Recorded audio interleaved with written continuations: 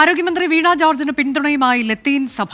നിലവിലെ വിവാദങ്ങളിൽ മന്ത്രിയുടെ രാജി ആവശ്യമില്ല എന്നതാണ് ലത്തീൻ സഭയുടെ മുഖപത്രമായ ജീവനാദത്തിലെ ലേഖനം പറയുന്നത്. അപകടം നടന്ന അരമണിക്കൂറിനുള്ളിൽ മന്ത്രി സ്ഥലത്തെത്തിയത് കാണാതെ പോകരുത് എന്നാണ് ലേഖനത്തിൽ ലത്തീൻ രൂപതാ വക്താവ് ഫാദർ സേവ്യർ കുടിയാംശ്ശേരി വ്യക്തമാക്കുന്നത്. അശ്വിൻ പാലാഴി വിശദാംശങ്ങളുമായി. അശ്വിൻ, ലത്തീൻ രൂപതയുടെ നിലപാട് വിഷയത്തിൽ എന്താണ്? ഈ രാജി ആവശ്യമെന്നൊക്കെയുള്ളത് അത് ആവശ്യമില്ല എന്നുള്ളതാണോ? അനുജ, വീണ ജോർജിന്റെ രാജി ആവശ്യപ്പെട്ട സംസ്ഥാനത്താകെ പ്രതിപക്ഷ പ്രതിഷേധം നടക്കുന്നതിനിടയിൽ ലത്തീൻ സഭയുടെ ഈ പിന്തുണ വീണ ജോർജിനെ സംബന്ധിച്ച് ആശ്വാസകരമാണ്. പലപ്പോഴും പല ഘട്ടത്തിലും സർക്കാരിനെ കടന്നാക്രമിക്കുന്ന ലത്തീൻ സഭയുടെ വക്താവ് കൂടിയായ ഫാദർ സേവ്യർ കുടിയാശ്ശേരിയാണ് ഈ വിഷയത്തിൽ വീണ ജോർജിനും സർക്കാരിനും അനുകൂലമായ നിലപാട് സ്വീകരിച്ചിരിക്കുന്നത് എന്നുള്ളതും പ്രധാനപ്പെട്ട കാര്യമാണ്. ഈ വിവാദങ്ങൾ വേവിച്ച് കഞ്ഞി കുടിക്കുന്ന കാലമാണിത്. ഈ കാലത്ത് ഇത്തരത്തിലുള്ള പ്രതിപക്ഷം ഉണ്ടാക്കുന്ന വിവാദങ്ങൾ അനാവശ്യമാണ്.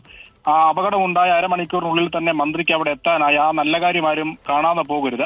അവിടെയുള്ള ആളുകൾ പറഞ്ഞതാണ് മന്ത്രി മാധ്യമങ്ങളോട് പറഞ്ഞത്. പിന്നീട് അന്വേഷിച്ച് കാര്യങ്ങൾ തിരുത്തി പറയുകയും ചെയ്തു.